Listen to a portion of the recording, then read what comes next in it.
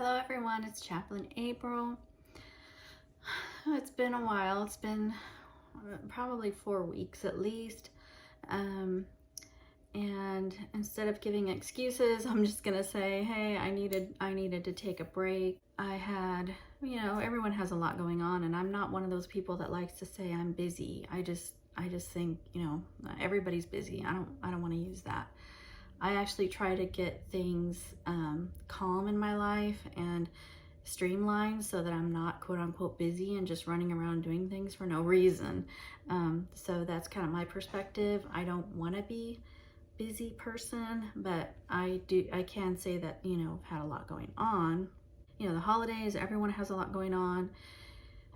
And then I did go for a whole week, just been with my family because and that was not planned, but one of my sisters decided to go to my other sister's house. So my sister Angie is a teacher, and she was going to stay with my sister Danny for a couple weeks. So I said, well, hey, if I go, then I can see both sisters at the same time. And then one of them, their husband and the kids. And then a friend was flying in from Costa Rica and was going to be there. So I thought, well, that would be a really good time for me to go. And since I am needing that sense of community right now, that would be really good for me. So I did that. I don't really have a lot of PTO left anymore because I've been going other places. I went to Indiana to see my other sister. So I have now seen all of my siblings, and some of them multiple times. So no one can complain, right? People need to come see me now. But so I did that for a week. I got really sick 1 week. It was more like 10 days. I had what I thought was a sinus infection, because I get those, because everyone has allergies here. It's just because there's no like mountains to block the wind and stuff, and so the allergies here are really bad at certain times of the year. I thought it was an allergy. Well, at first I thought it was just upper respiratory. I was like, oh, I'll take Dayquil. So I took Dayquil for 3 days. That didn't work. So I said, well, it must be an infection. So I took some antibiotics that I had here. Well, I was wrong. Usually I'm right about that, but when the antibiotics didn't work, and my son wasn't feeling well, I had to take him to urgent care. So I thought, well, I'll go too, and we'll see what it is. Turned out to be some long, what was the name of that? It was bronchial, this long word. And I'm like, what? So when I looked it up, it was the adult croup. And I thought, what? Why do these weird things happen to me? Like, who gets the adult croup? That's like something babies get. Like, my youngest son had that when he was little. I lost my voice. Like, I was really hoarse. It was just weird. So then I had to get on a steroid. And so I spent all these days on the wrong medicine. So I was out, that caused me to take like 4 days of PTO. So from work, I just literally I couldn't talk, I couldn't do anything. So like for patients, and then going to Indiana, that was a week. So I don't know if I'll be traveling much now, because okay, so I have been part-time at the hospital I work at for 7 months now.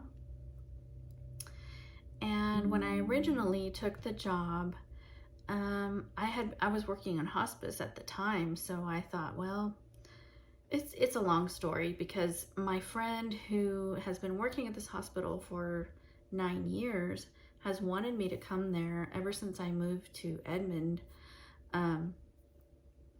And I never did, but there's only openings at certain times. It's not always, the position isn't always available. So the times that it came available, I wasn't ready or wasn't available or whatever. And I really felt like, okay, I'm supposed to be there. I'm supposed to be at this hospital. Well, when I when I applied and everything, and they wanted me full time, and I didn't feel like I was ready for full time. So I said, well, I don't know what happened in that interview. There was a misunderstanding there. She didn't realize that I wanted part-time. She just thought I wasn't taking the job. So I took this other job with a hospice, a really good hospice that's established here for like 12 years. On a side note, that's another problem we have in this state, because I know hospice laws and rules vary by state. And here in our state, anyone can start a hospice. Like it's a lot easier. I know places like California, it's more regulated and everything, but here, you know, I get these emails about chaplain jobs because I just want to see what's popping up and what's available. And it's always some new hospice, you know, needing a chaplain. And so I worked in a couple of hospices like that, but I realized that, you know, you really need one that is established, that you can trust, that's not going to just fold, because a lot of them, you know, 2 or 3 people get together and they think, oh, let's start a hospice, and they may be able to make it work a little bit, but a lot of times they don't know how to manage people. There's a lot of turnover, and I've been in a couple of hospices like that. So when I found this one, they needed, they had an opening, I was really excited to get on with them because they're real big here, and you know, everyone knows about them and they're good, you know, and some of the chaplains have been with them, you know, 9-12 years. So I thought, okay, that's good. But the area that they wanted me to cover,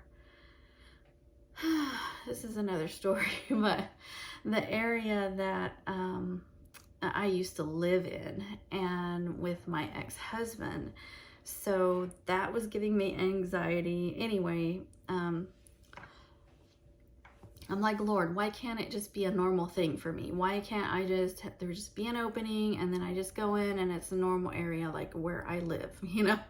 No, I had to go all these places way far away. And when I was in the town that I used to live in for, you know, 14 years, it was giving me a lot of anxiety just to be there and just to see all the things. And it was like PTSD, you know, just seeing like our old business and where we used to live. And I just was like, I can't handle this. So when I went to orientation with them, the orientation, the office, the conference room that we were in for orientation with the hospice was right in front of the hospital. And I remember sitting there in orientation, looking at the hospital and feeling like in my spirit, I am supposed to be there. Why am I here?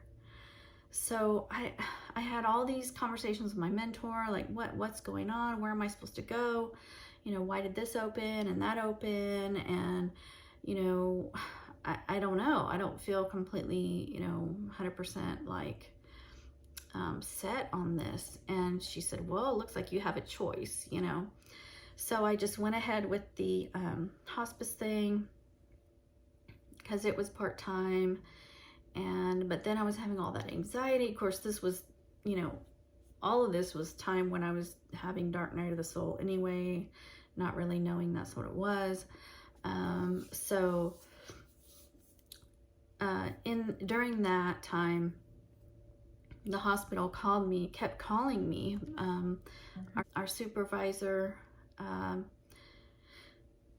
she really wanted me, and also because she knows my friend and she, you know, put in a good word for me and everything. So she called me again on the day that I had orientation with the hospice. And so then I was really conflicted, and I said, she said, well, I didn't realize, April, that, you know, you would have come here if we had offered you a part-time position, because she was just advertising for full-time and everything. And then she found out later when she talked to HR that she could split that full-time into 2 part-times. And at that time I was conflicted because here I am in orientation. I've already talked to all these people and met all these other chaplains and whatever. They had 4 male chaplains there. you know, is already like shadowing them and doing all this. And so I said, let's just leave it like it is. You know, I'm sorry. I guess there was a misunderstanding. Well, and my friend kept persisting with her and telling the supervisor, just try to get her, you know, just try one more time. And I'm like, so she calls me again. So this is like maybe a week or two later, whenever I was already out in the field visiting patients and everything, driving all over. She calls me again, and I guess it was like, you know, last ditch effort or something. So one of the problems that I have personally is that I'm very analytical. So sometimes I overanalyze, not sometimes, what am I saying? It's, you know, usually I overanalyze things, and then I just analyze myself right out of the, you know. And I was like, God, I just don't know how to fix this. You know, why was this available right when the hospital was available? And why did this happen? I still don't understand it. She said, look, I talked to HR. I'm going to split this into 2 part-times, and I'm going to give you 24 hours to let me know if you know, want to take this for sure. And so I thought, well, I am having all this anxiety going to these other towns and stuff, and the job is fine. It's not the job, it's just the places I'm going. I don't know, it was just something weird about that. So I said, well,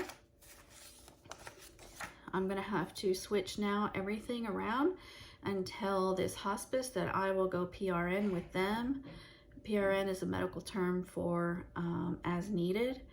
And so I kind of had to offend them after all this they've done. I've gone through, you know, orientation and all this, but I was feeling like God wanted me at the hospital. And now this is the 3rd time they have asked me. And so, you know, of course I prayed about it, all that, and felt like, okay, that's what I'm going to do. So I was going to go ahead and do part-time for the hospital and then stay part-time with the hospice. That was my plan. But the hospice, I guess they kind of, you know, didn't like that I switched everything around. And so they weren't going to let me keep the patients that I had, because then they said that, you know, well, we're not really utilizing all the chaplains that we have, and their loads are too light. So then I felt bad, like I messed this up for the other guys. Like now they have to have more of a load. Anyway, they have a monthly breakfast, and they rib me about that all the time. They're like, this is your fault. I'm like, I know. I don't know why this happened. It's either my indecisiveness or something, because it is hard for me to make decisions. It's like it has to be the right decision, and if I'm not sure it's the exact right decision, then I question it. So I'm making this way too long. Okay, so I went to work for the hospital part-time. And then the supervisor that hired me and that had been there 24, 26 years decided to retire. So that was kind of a big deal for everyone. One of the chaplains there had been with her the whole time. He'd been there 22 years, and she had been his supervisor, and she was just amazing. It was such a great loss to, you know, for her to retire. And so we were like, well, what are we going to do now and everything else? And so now we're still in limbo. We don't have a manager. So she was actually a regional supervisor, because this hospital system that I am in is in 4 states. It's Wisconsin, Illinois, Missouri, and Oklahoma. Random, right? Just random states. So the story is that 2 nuns came over from Germany to St. Louis, and that's how the hospital there started. And then so St. Louis is really their hub. And when we were thinking about moving to St. Louis, that was one of the reasons I was okay with that, and I was on board, because the hub is there, and there's like 4 or 5 hospitals that you could to choose from that you can work at in St. Louis. But anyway, we ended up not going. Where was I going with that? Now I've lost my train of thought. Oh, so she was a regional supervisor. So she was whatever the region is. I don't know what states are included in the region, but she was over the region. And so she had all these other duties and things that she's doing. Well, my good friend was next in line. She had always been trained to be the successor to her whenever she retired. And so we thought, okay, my friend is, she's going to be the next one. Well, then there was this whole hiccup, and then they added this other guy who's in another department. It's called Mission Integration. So he really had nothing to do with pastoral care, but they involved him. And then, so they put my friend in as the interim manager. So what they did is they took the regional position away, and they lowered the position to a regional manager instead of a regional supervisor, whatever that means. And then that person is going to answer to this guy in Mission Integration here in Oklahoma City. So I don't know, the whole thing is kind of still up in the air, and we don't know who our new manager is going to be. But in the meantime, one of the other chaplains resigned. So 2 days ago, they offered me full-time again. Well, actually, this is probably like the third time, because a year or two ago, my friend had called me and said the position was available, and I didn't apply because my mom was declining, and I, needed to be there for her. So then last year it was open again, and I kind of forced them to split the position into two. And so it's me, and they hired another part-time, and now it's available again. So because one of the chaplains that's been there for 10 or 12 years or something is she's not retiring, I don't know, but she's resigning. So they offered me the full time. I accepted it. I'm like, okay, it's time. I can't keep saying no to this. And I felt like if I didn't say yes, the Holy Spirit's like, okay, I don't know how to help you, April. Like, this is the third time I've brought this back to you. And so I know God has to do that sometimes with me, because not that I miss a lot of things, but sometimes I think I do miss things, because I'm not sure if it's, something God ordained or something I thought up, or, and then I overanalyze it, and then the whole thing goes out the window. So, and I know God works that way in my life. He brings things to me, and then it's my job to like accept them or, go with it. And sometimes I don't. And then it's like, okay, God, well, then bring it to me again, and so that's where I'm at. So I have accepted it. So in 2 weeks, I start full time, and that is a good thing for me, just in life in general. I have my career. Oh, so what I was gonna say is that so that happened 2 days ago, and then today I had the Zoom with the head of the doctoral department at SMU. So that's Southern Methodist University, which is in Dallas. I actually took a couple classes with them already. So I requested my transcript back when I was talking to them about this. I was supposed to go to this dinner thing where you go there and they put you up in this hotel that's right close, and you go to this, you hear these speakers. And so they had kind of invited me, well, not kind of, they had invited me to that, but that was the master's, that was a graduate, it's a whole nother department. So I remember the guy calling me, and he's like, are you sure you want to come to this? Because you already have a master's, and maybe, this isn't right for you. And I said, no, I'll go ahead and come, because I've actually never been to the campus, because when I took classes with them, it was at OCU here, and they sent, it was like a satellite thing, and they sent professors from SMU here.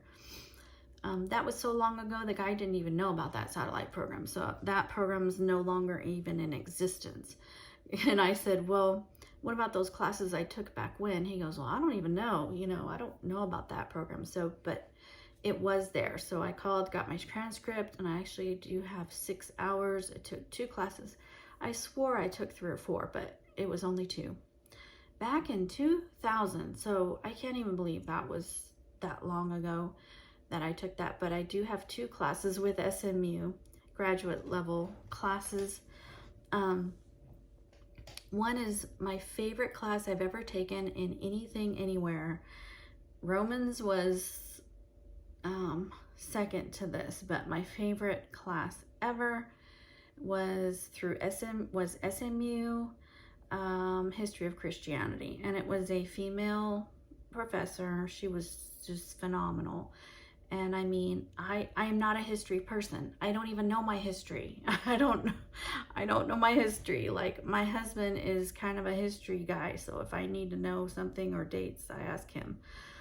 I didn't like history in high school. That was one of the classes I didn't like, and I think it's because I had a professor that wasn't very good. Maybe that's it, but I just didn't like it. Like, I don't care about the battle of whatever, you know, back in 1820. I mean, I didn't get it, you know. But when I took the history of Christianity, I just fell in love with that class. It was just eye-opening. And she would talk about, one of the places she talked about was Ravenna, Italy. Like, there's all of this religious art there, and this and that, and I just was like mesmerized in this class. Like, I loved it. So I had my transcript sitting here. Lord only knows what I did with it. It's around here somewhere. So what was the other class I took? I can't remember, but I have those 6 hours. I don't know if those are gonna factor into the doctorate or what, but the one thing that I learned today, or they confirmed it today. So backing up. So when I missed the dinner because I got the adult croup. I got really sick. I could not go to Dallas that day. There's just no way. So it was okay that I missed that, because that was for the graduate department.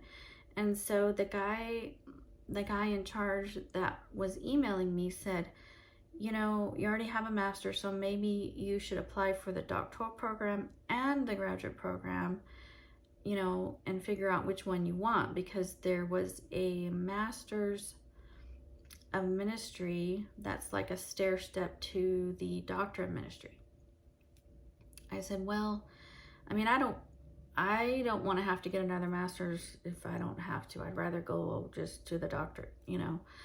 And I said, I don't know if that's possible. And he said, let me get you in touch with this guy. And then they gave him the transcripts, and my transcript from OSU.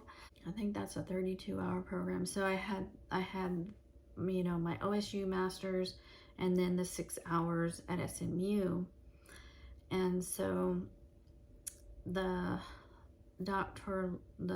lead of the doctoral program started emailing me, and he had told the other guy, I encourage her to apply.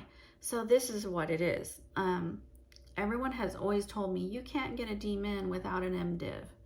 You know, you have to have a Master of Divinity to do that. Well, apparently that changed in 2020, and that was news to me. So when I heard that there was a possibility I could get into the DMin program even though my master's is not in theology. So, because I always thought, well, I can't, there's no way I can do this unless I go get another master's first. Well, so I found out, and it was confirmed today through this Zoom that we had. I think there was like 18 people on this Zoom to learn about the program and, you know, when the classes are and all that.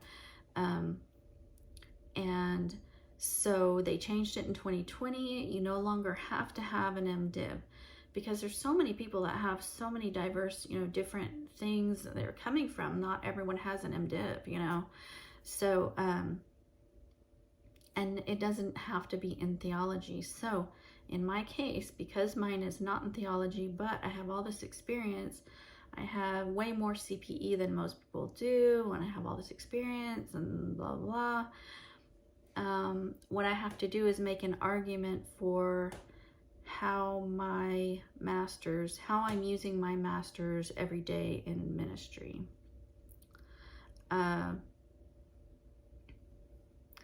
And that, oh, someone's calling me. One of the chaplains from the hospice. Okay, I guess I'll call him back. So, what was I saying?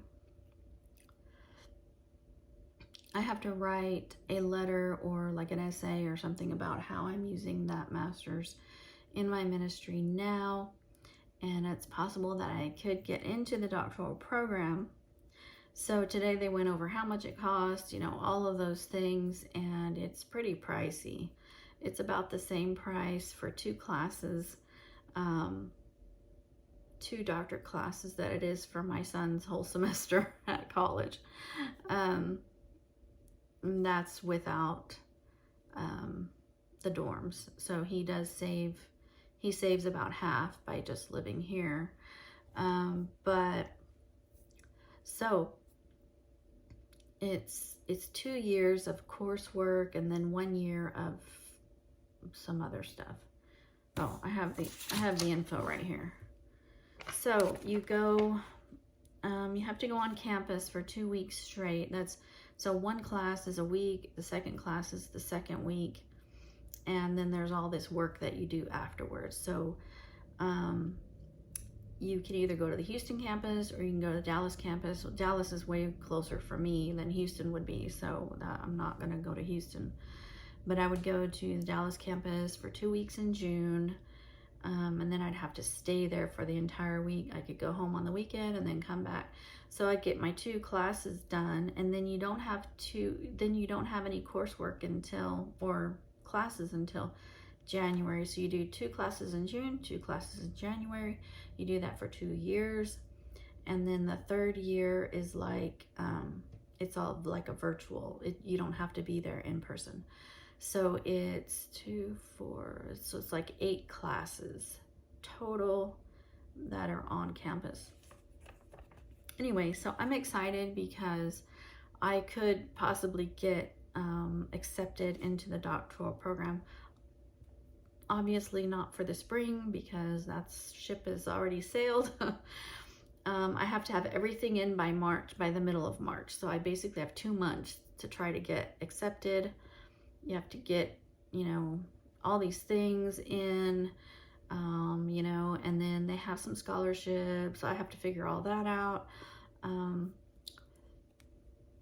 But the nice thing about being in that program, it would help me to become board certified as a chaplain.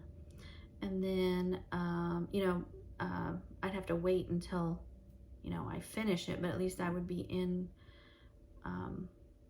it would be in progress, and then I could get board certified after that. And I could, you know, do a lot of things with that.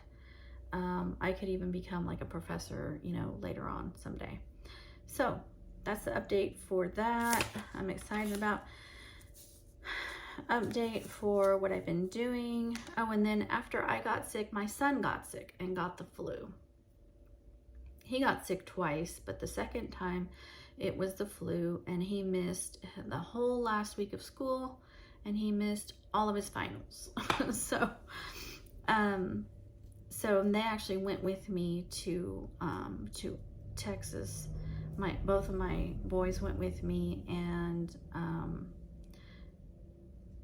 so when we got back, he had to make up all of his finals and all that. So it's been, you know, when I said a lot going on, it just is. So my life's about to change because I'm going to go full time, and then also start this doctoral program, I hope. But it's neat because my job and what I'm studying, you know, it all kind of goes together. So, you know, it all flows. And I can even, I think they have tuition reimbursement at where I work, and I can even work on stuff there. So it all works. But I wanted to talk about the dark night of the soul again, because the first video I did was a lot about how it affected me, how I felt, you know, all of that stuff. But I also want to talk about more about what it is and what it means. So I found my book.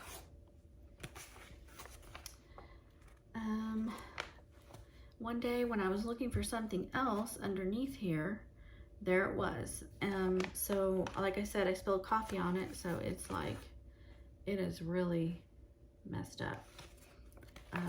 But it is now dry.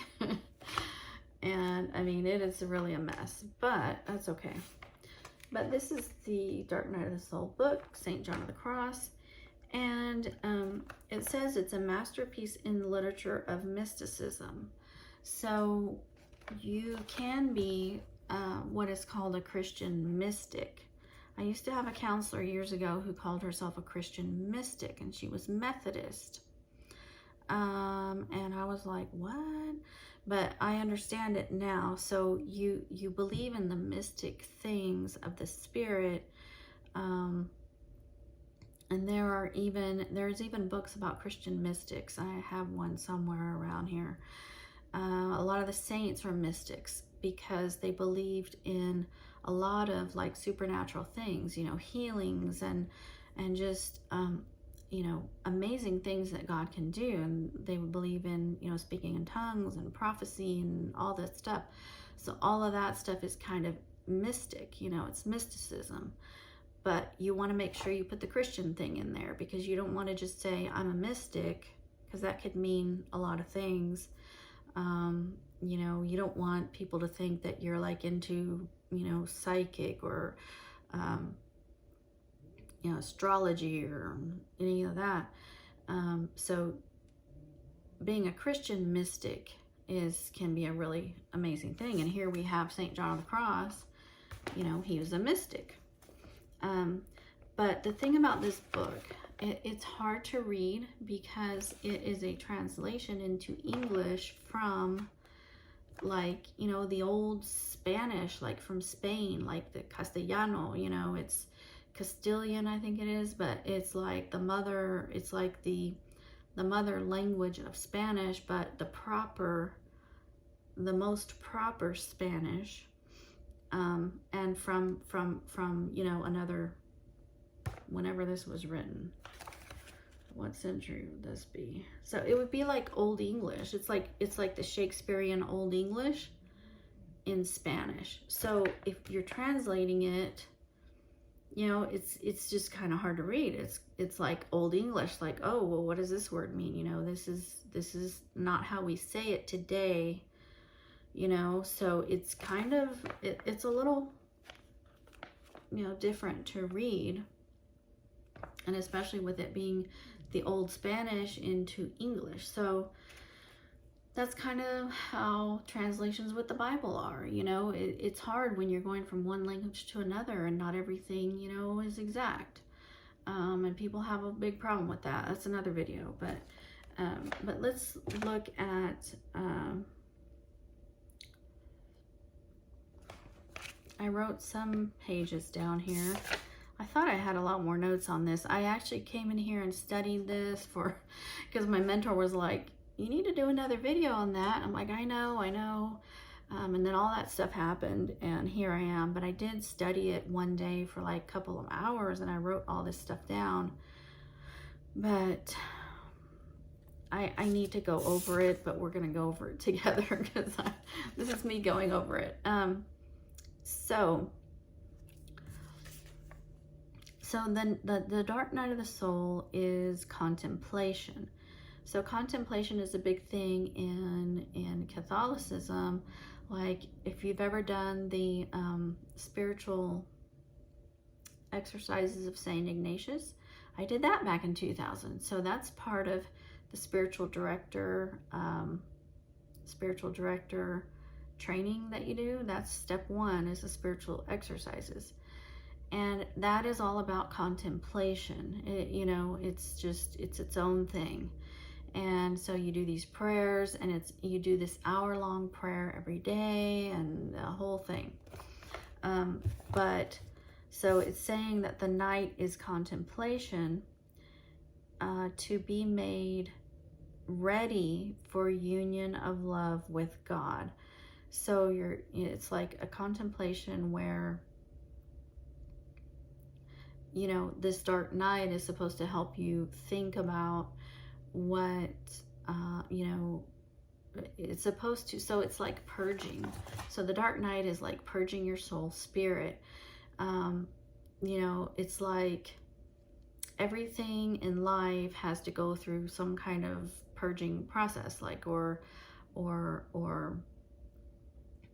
you go through the fire, you know, like a diamond has to go through the fire to be, you know, you've got to burn off all the excess, all the chaff, all the stuff, like, to get to that, you know, pearl of value type of thing. So it's kind of like that. It's like God is burning off all the fluff in you. And so you're contemplating at the same time your union with God, your readiness, your relationship with God. So it feels, so if you realize that you're in a dark night, then it really is a positive thing, because then you can say, okay, this is a good thing. You know, no one in the fire is like, oh, this is good, but let's, you know, if the diamond were realizing that the fire is or gold, you know, realizing that the fire is getting all the extra stuff off of it so that it can be pure, then that's what you can realize if you're in the dark night of the soul and you know what's happening. So if you're in this state of feeling like I was feeling, the foreboding and all of that stuff, and you don't realize it's a dark night of the soul, that's when you can get into despair. So so that's not good. So that's why my first video was called How to Discern a Dark Night of the Soul in Your Life, because you need to discern it so that you can know what's happening, so that you won't get into despair and thinking I'm just depressed and, you know, no one can help me and all of that stuff, you know, because I was kind of falling into that at first too. You know, it took me a while to understand what was really going on. So you're contemplating your relationship with God. God's bringing you closer to Him. He's taking, so the purging is kind of like taking other things out that you had been holding on to, grasping onto, you know, and that's what He's doing with your soul, spirit. So when I was reading about this, page 61, it talks about there's 2 dark nights. One is like for beginners. It's called the night of sense. And then the other dark night is the night of the spirit. So like your first dark night, it might be the night of the sense. So God is trying to get you out of the natural into the spiritual, so that you're focusing not on outward things and anything happening in the natural, but you're focusing on your spirit, what's going on in there, and that's where your true relationship with God is, right? It's in your soul, spirit. So the night of sense, it's kind of like, you know, that's the beginner dark night of the soul. Let's see what it says on page 61.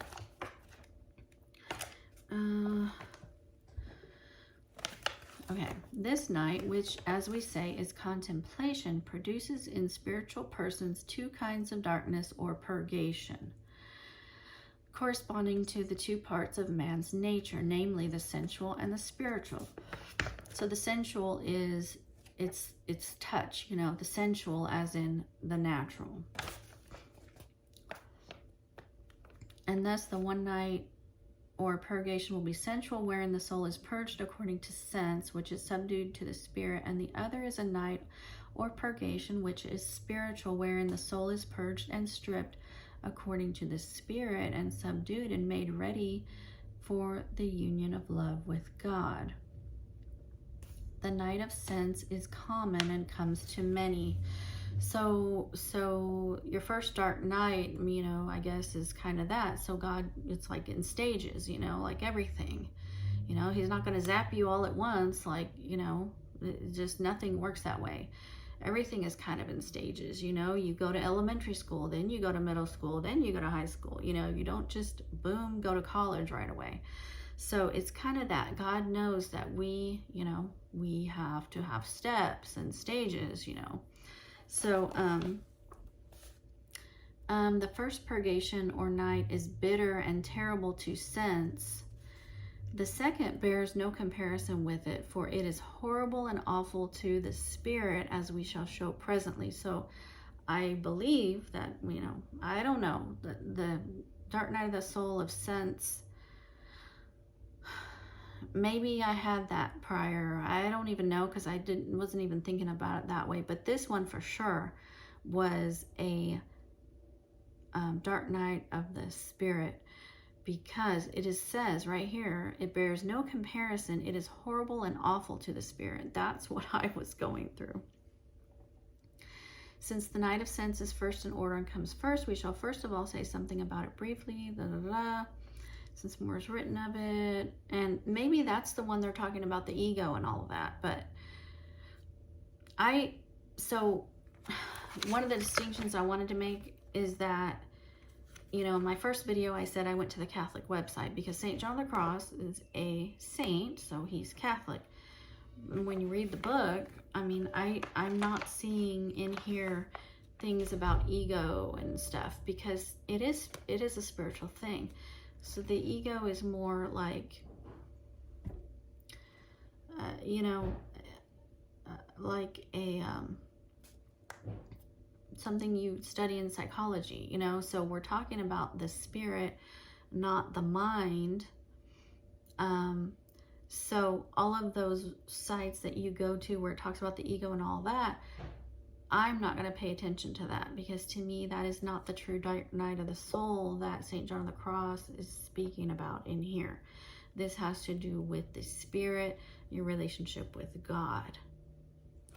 So I'm going to stay true to what, you know, he wrote. That's what he was writing about. So since the night of sense, okay, wait, I already read that. We shall pass on to treat more fully the spiritual night. So there's not as much said about the spiritual night. So the first dark night has more of the love of self, and God is trying to lead them further. He wants a higher degree of love for him.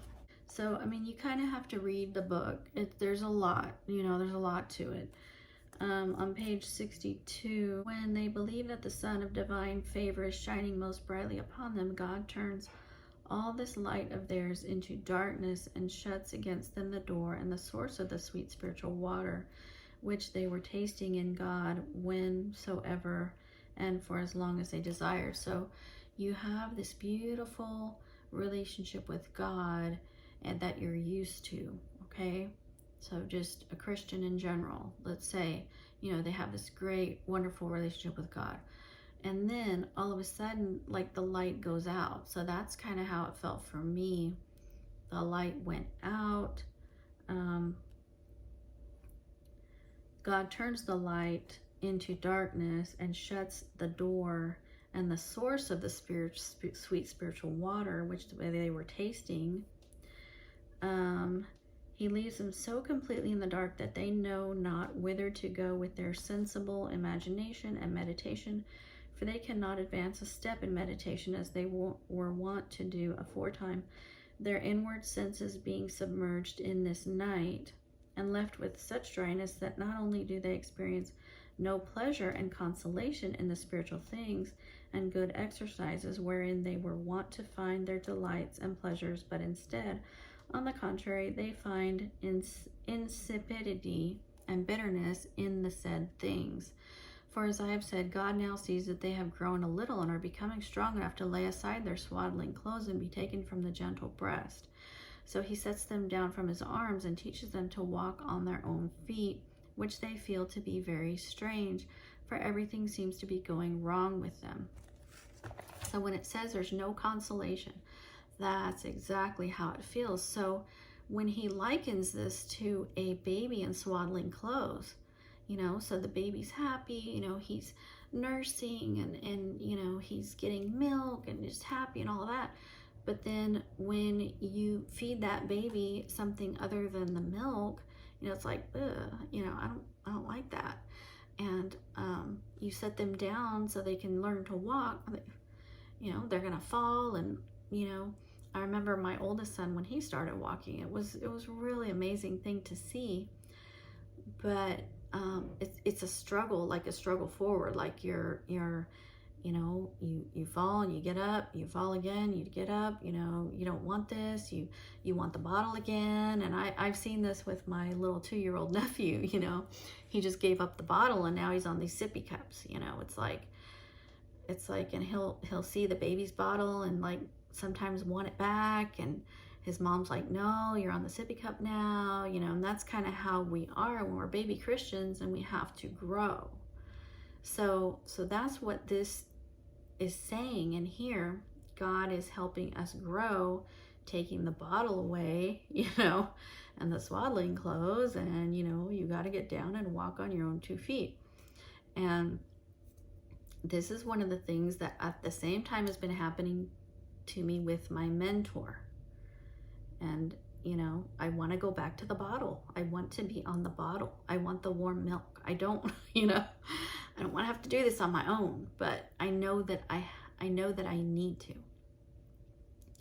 In the beginning, when she first started with me, we talked every day. We talked for an hour, 2, 3, however long it took, because I actually went through a dark night, way back then when she was with me, because I think I've been with her over 10 years, probably maybe 14 years now, something like that, that she's been helping me through. So, and when I got divorced and all that, we were talking daily. She would call and check on me. It was constant. It was constant.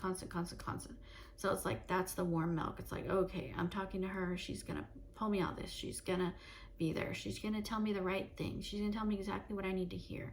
And I would be like in the trenches, and I would be, just in angst, and then God would give her the exact right thing to say to me, right? So that's kind of like, the baby with the milk. And then slowly over the years, it's like, okay, no, we can't talk 4 times a day, and for 4 hours, I got to cut it down to 2. And when I started at the hospital that I worked at for 3 years, when I got divorced, was a staff chaplain there, she would call me every single day at work, and I would go into the chapel and we would talk and we would pray, and she would do like, prayer requests, everything. It was just like, it was daily. Now, and then we had this thing called table. We called it table. And the other guy that I know, that's a friend who she mentors, he called it table. And that meant we would go to her house, we'd sit at her table, and we would study, and not only study, but we would get counsel from her. So I would come with a list, I'd be like, okay, I need counsel on this, and this. And even though she doesn't call herself a counselor, but God gives her counsel, for whoever she's working with at the time, God can give you the counsel that you need. So I'd come with a list, I would go over everything, and sometimes I'd go over it 4 times, and sometimes you'd look at me and say, we talked about this, April, we talked about this last time, or, 2 times ago, or we've talked about this several times, She was always very nice about it, and she said, but if you need to go over it again, we will, and we just go and like go in circles, and then little by little, table got less and less, and just everything less and less. But that's what God tells her to do. So it's like God is giving you all the tools that you need, and he's doing that through the dark night. You know, he is purging you and taking out, you know, all the chaff out of the wheat, is, you know, what they do, all the fluff. That's why I talk about purifying your heart, your soul. And this is God really purifying, you know, like intensely. And so now, you know, and then in 2020 we had, you know, the pandemic. So no one was able to go to her house anymore because her husband could get COVID, she could get COVID. So now there is no table, there's nothing. And now we don't talk. We sometimes don't even talk once a week now. But it's like what it's saying in here. When they've grown a little and are becoming strong enough to lay aside the swaddling clothes and be taken from the gentle breast, he sets them down from his arms and teaches them to walk on their own feet, which they feel to be very strange. Everything seems to be going wrong in them. So, you know, and it could be even more than that. It could be now you're not just walking, you're running, you know, now you're riding a bike, you know, whatever it is, it's a progression from wherever you're at, because I have no idea where you're at. Yeah, I barely know where I am. No, I'm kidding. but it's a progression of wherever you're at in your walk, God bringing you further. So maybe you're on maybe you were on soft food or baby food, right? And then you got to go to meat. You know, you can't just do, you know, your teeth come in and now you can chew. So, you know, got to get rid of the baby food. Now we're going on to real food, you know, so it's just a progression. And so let's see what chapter 9 says. Of the signs by which it will be known that the spiritual person is walking along the way of this night and purgation of sense. Why did I star that? I don't even know. Okay. Oh, these are signs. Okay, signs of that they're going through this. The first is when a soul finds no pleasure or consolation in the things of God, it also fails to find it in anything created. For as God sets the soul in this dark night to the end, that he may quench and purge its sensual desire, he allows it not to find attraction of sweetness in anything whatsoever. So, you know, it kind of goes along with the whole sanctification thing, because when God is taking things out of your life that shouldn't be there, that is a purging. So he's asking you to lay this aside, lay that aside, don't do this, don't do that in your life. And, you know, not to get into a whole nother talk here, but there are things that we all have to do, and then there are things that are specific to each person, because there is a verse that says, work out your own salvation with fear and trembling. So whatever it is that you have in your life that you feel convicted over, that's something that you should lay aside. If it's in your life and you don't feel convicted over it, then I don't think that would be sin to you. So that is a whole nother discussion too. But basically that's what it comes down to. So work out your own salvation. Like, none of us are going to get to, you know, go against the 10 Commandments, right? We have to all go by those. And then God even shortened that down to love your neighbor as yourself, you know, and so it's all about love. But there are little things like, you know, I'm not saying it would be sin for me to drink. Well, maybe it would, but like, that's something God asked me not to do. Maybe he didn't ask you to do that. Like, my husband, you know, drinks and it's fine, but it's like, whatever God asks you to do and whatever things that you feel convicted over in yourself that are outside of those main things, then that's between you and God. So, okay, so the second sign is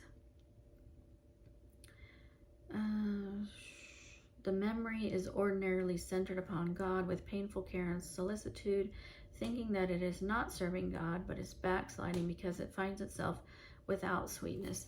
So yeah, I kind of felt that too. It was like, nothing, yeah, I didn't have that sweetness. Nothing is satisfying with the things that normally did. So, you know, that's kind of like a baby with the baby food. The baby food isn't going to satisfy them anymore. They need something more substantial. So, and, you know, you can make a lot of correlations with this. Right now, I would think the correlation I want to make is with church. So, are you going to a church where it's mostly milk, you know, or formula, or, you know, and it's just, or it's all dessert, or it's, you know, it's baby food. And my husband and I have had this discussion too. Like, the further you get along spiritually, and the further your walk goes and your relationship with God goes, the more substantial teachings that you're going to need just for your spirit. So, you know, you got to evaluate, am I at a church where they're just, you know, everything is surface level. It's not enough. So for me personally, but this is also because I'm in the trenches every day in ministry and all that, and that's my life. For me, I have to feed the spirit away, probably, you know, just a lot more to keep myself sustained. So when you think about it, like, you eat 3 times a day physical food, and how much spiritual food do you take in? You know, once a week, you know, we go to church once a week, and that's maintaining our spirit? Probably not, you know. So I was looking on my TV the other day, and I took a video because I thought, oh, I probably have, you know, maybe 7 or 8 shows that I kind of watch, right? So I thought, well, let me count them. And I think it was like 15. So, like, I watch so many different things because, and that's just TV. Like YouTube, I have a lot of other things, but because, and that's what I want to watch, that's what makes me feel full spiritually. So, like, I'm watching, you know, I like to watch Jewish Boys with Rabbi Jonathan.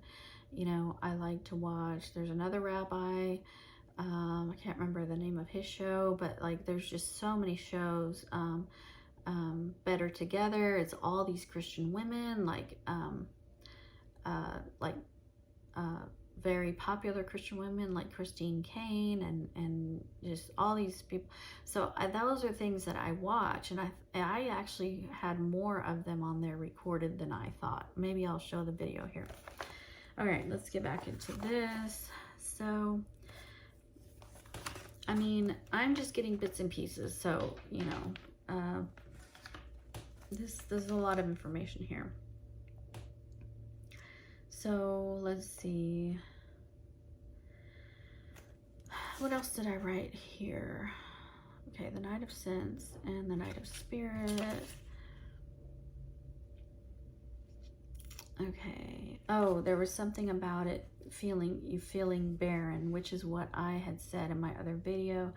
God transfers the spirit to the spirit, the good things and the strength of the senses, which, since the soul's natural strength and senses are incapable of using them, remains barren, dry, and empty. And that's why I felt that barrenness and, you know, that emptiness. For the sensual part of a man has no capacity for that which is pure spirit, and thus when it is the spirit that receives the pleasure, the flesh is left without savor and is too weak to perform any action.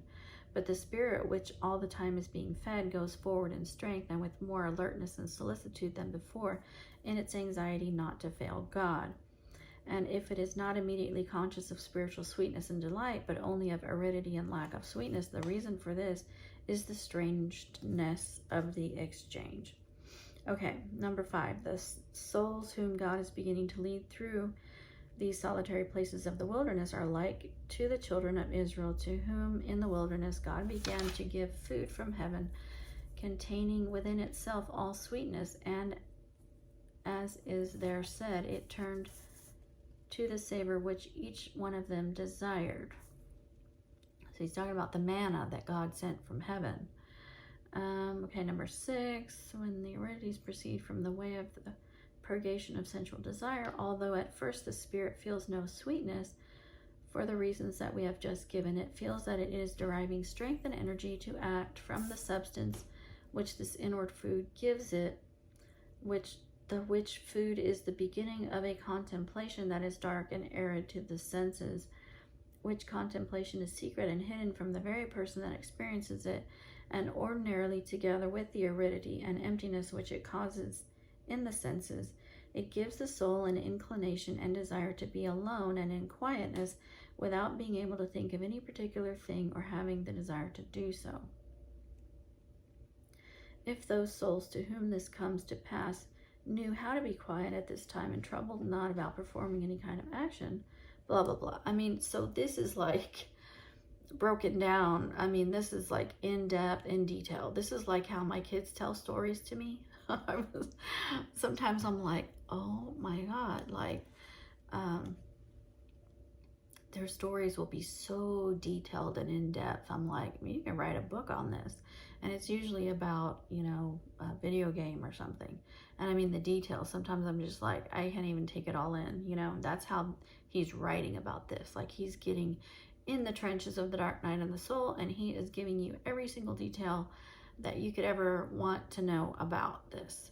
So if you're that interested in it, I suggest you get this book. But again, it's a little different to read. Okay, number 7. For in such a way does God bring the soul into this state, and by so different a path does he lead it, that if it desires to work with its faculties, it hinders the work which God is doing in it rather than aids it. Whereas aforetime it was quite the contrary. The reason is that in this state of contemplation, which the soul enters when it forsakes meditation for the state of the proficient, it is God who is now working in the soul. So that I had underlined. He binds its interior faculties, allows it not to cling to the understanding, nor to have delight in the will, nor to reason with the memory. So it's not about the will and the reason and all that. It is about the soul and the spirit. For anything that the soul can do of its own accord at this time serves only, as we have said, to hinder inward peace in the work which God is accomplishing in the spirit by means of that aridity and of sense. Okay, 8. The third sign, I thought we are on 8. Whereby this purgation of sense may be recognized is that the soul can no longer meditate or reflect in the imaginative sphere of sense as it was wont. And that's just an old word for as it used to, you know, type of thing. However much it may of itself endeavor to do so, for God now begins to communicate himself to it no longer through sense as he did aforetime by means of reflections which joined and sundered its knowledge, but by pure spirit into which consecutive reflections enter not. But he communicates himself to it by an act of simple contemplation to which neither the exterior nor the interior sense of the lower part of the soul can attain. For this time forward, therefore, imagination and fancy can find no support in any meditation, and can gain no foothold by means thereof. Okay, chapter 10. Let's see. During the time, then, of the aridities of this night of sense, wherein God effects the change of which we have spoken above, drawing forth the soul from the life of sense into that of the spirit. So this is the whole thing from going from the beginner dark night of the soul to the real dark night of the soul, the spiritual one.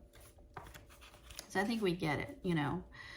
What else can we say here? I mean, he's got so many details. I could be here all day, you know. But I think we get it. So let's move on to, because I had another thing underlined. Okay, so I wanted to go to page 72. The more the soul looks for support, they won't find it. Page 72. I had a lot of stuff underlined in 70 and 71 though too.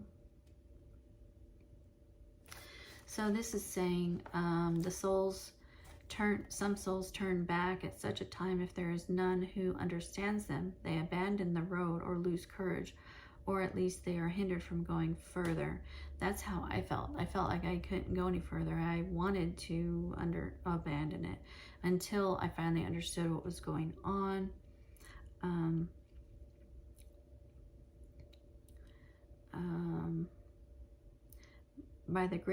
They are hindered from going further by the great trouble which they take in advancing along the road of meditation and reasoning. Thus they fatigue and overwork their nature, imagining that they are failing through negligence or sin. But this trouble that they are taking is quite useless, for God is now leading them by another road.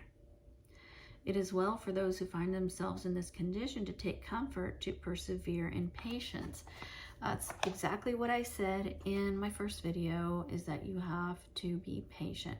So this is saying persevere in patience, exactly the same thing. So you have to allow the soul to remain in peace and quietness, although it may seem clear to them that they are doing nothing and are wasting their time, and although it may appear to them that it is because of their weakness that they have no desire in that state to think of anything.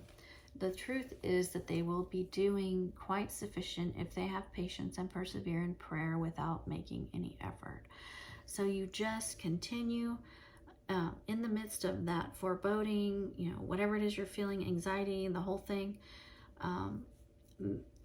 You continue praying. Okay, you continue doing, like for me, I do declarations. So you continue doing declarations. If you do spiritual warfare, you continue doing your spiritual warfare. Continue doing all the things that you know to do. Continue, with your day, whatever it is, your job, whatever it is you do, you continue on with all of that, even with that horrible feeling, because that's persevering. That's persevering, in faith that God has got this. God's going to bring you out of this, right? And maybe and he's bringing you through this because this is a necessary thing.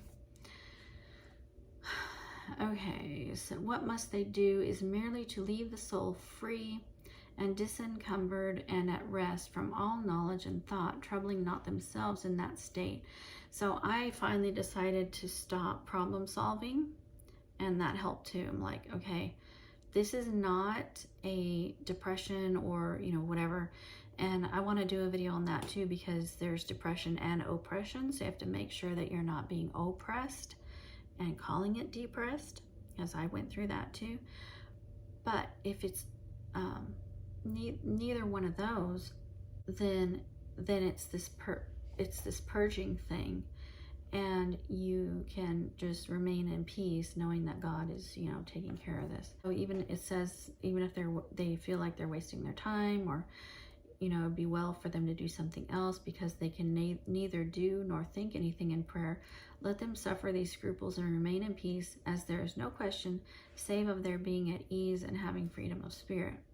For if such a soul should desire to make any effort of its own with its interior faculties, this means that it will hinder and lose the blessings which by means of that peace and ease of the soul God is instilling into and impressing upon it. So that's why you want to keep persevering. It's something that God is doing, and you're going to feel, this turnaround at some point. So 72, the more the soul looks for support, it won't find it. For the more a soul endeavors to find support in affection and knowledge, the more will it feel the lack of these, which cannot now be supplied to it upon that road. For by not hindering the operation of infused contemplation that God is bestowing upon it, it can receive this with more peaceful abundance, and cause its spirit to be enkindled and to burn with the love which this dark and secret contemplation brings with it, and sets firmly in the soul. For contemplation is naught else than a secret, peaceful, and loving infusion from God, which, if it be permitted, enkindles the soul with the spirit of love, according as the soul declares in the next lines, namely, this enkindling of love is not as a rule felt at the first, because it has not begun to take hold upon the soul. So, you're not going to feel all of these things in the beginning. You're going to feel, the barrenness and the foreboding, and then, it just will slowly grow into this to the final thing of knowing that it, God's love, Sometimes, nevertheless, there soon begins to make itself felt a certain yearning toward God, and the more this increases, the more is the soul affectioned and enkindled in love toward God. That's what I just said. And then down here it says, when David in the Bible said, my soul thirsts for the living God, which is as much to say a living thirst was that of my soul. Yeah, so it's kind of likened to that. Night and purgation of the desire, a happy one for the soul, works in it so many blessings and benefits that even as Abraham made a great feast when he weaned his son Isaac, even so there is joy in heaven, because God is now taking this soul from its swaddling clothes, setting it down from his arms, making it to walk upon its feet, and likewise taking from it the milk of the breast and the soft and sweet food proper to children, and making it to eat bread and crust, and to begin to enjoy the food of robust persons. This food in these aridities and this darkness of sense is now given to the spirit, which is dry and emptied of all the sweetness of sense, and this food is the infused contemplation whereof we have spoken. Of this there is a good illustration in the book of Exodus, where God, wishing to humble the children of Israel and desiring that they should know themselves, commanded them to take away and strip off the festal garments and adornments wherewith they were accustomed to adorn themselves in the wilderness, saying, now from henceforth strip yourselves of festal ornaments and put on everyday working dress, and ye may know what treatment ye deserve. Put off from you this attire. Okay, wherefore the soul knows the truth that it knew not at first concerning its own misery, for at the time when it was clad as for a festival and found in God much pleasure, consolation, and support, it was somewhat more satisfied and contented, since it thought itself to some extent to be serving God. But now that the soul has put on its other and working attire, that of aridity and abandonment, and now that its first lights have turned into darkness, it possesses these lights more truly in this virtue of self-knowledge, which is so excellent and so necessary, considering itself now as nothing and experiencing no satisfaction in itself. For it sees that it does nothing of itself, neither can do anything, and the smallness of this self-satisfaction, together with the soul's affliction at not serving God, is considered and esteemed by God as greater than all the consolations which the soul formerly experienced, and the works which it wrought, however great they were. In the first place, the soul learns to commune with God with more respect and more courtesy. For that comforting favor which is experienced made its craving for God. So, I mean, we could go on and on.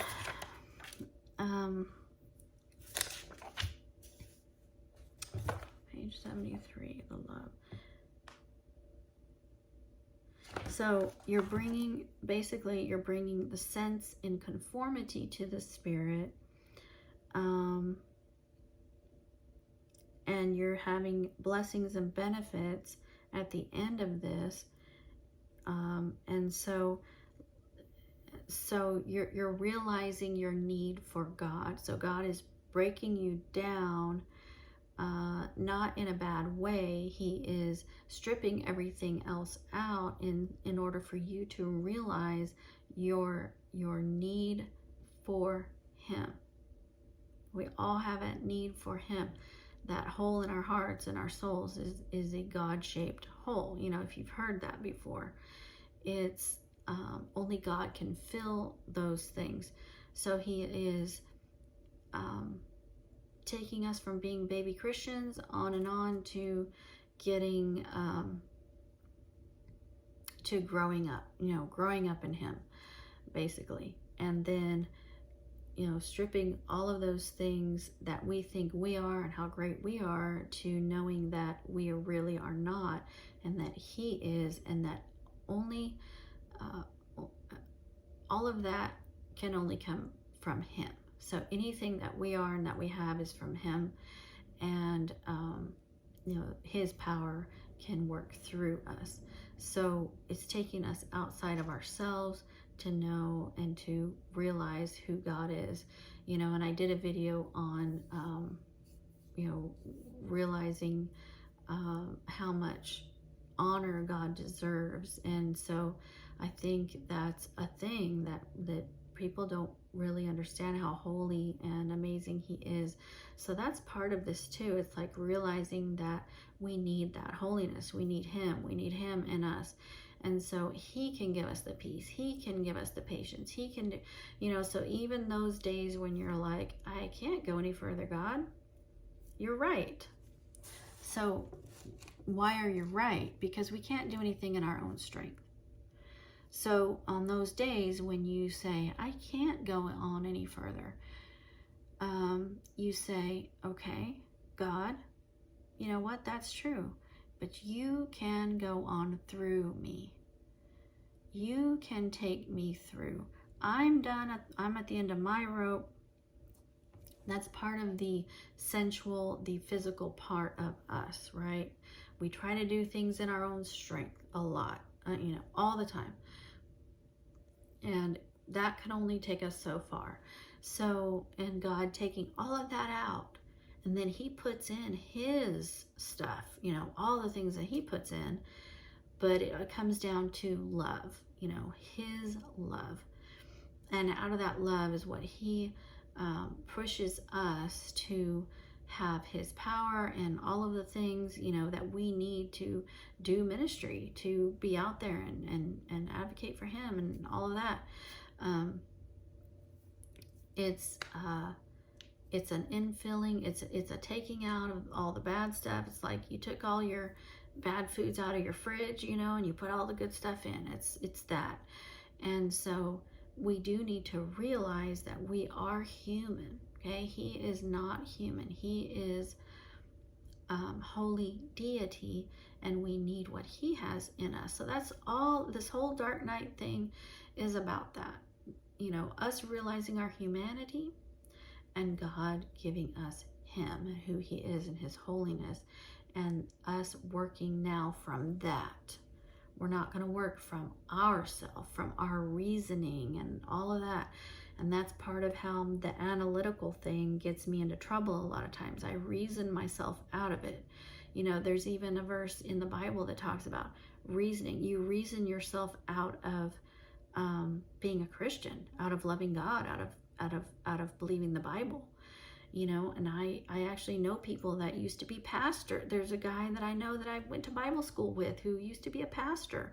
And now, the guy's really intelligent, but he reasoned himself out of now being a Christian. And now he's not a pastor. And now he actually writes articles against it. And it's like, it's that scripture about reasoning, because we're not involving the spirit part of it. So that's why I'm not going to do the ego and the psychology, because that's not about that. It's about our spirit. So if you allowed God to do this, and he brings all this into your soul spirit, there's no way that you could ever reject him, because he's so real to you. It's so real that you're not going to turn away. There's no way you can turn away, because it's there. It's real. Up here, it's not real. I know people who can spout off scriptures, and they sound very spiritual, and then there's other people that can't spout off scriptures, but everything's in here, right? So you don't want it. The best thing would have both, right? You have both. You have it up here, but you also have it here, and these two connect. So, but there's a lot of people where it's only here. They don't understand it in here. It hasn't gotten down here. It hasn't sunk into their soul and their spirit. So, the best would be to have both, and they both connect, right? And then there's some people that have it here, and they don't really know any scripture, but they know it here. So, but the worst one, I think, is just having it here and it's not here. And I know people like that. I know ministers like that. It's all here. They can quote anything.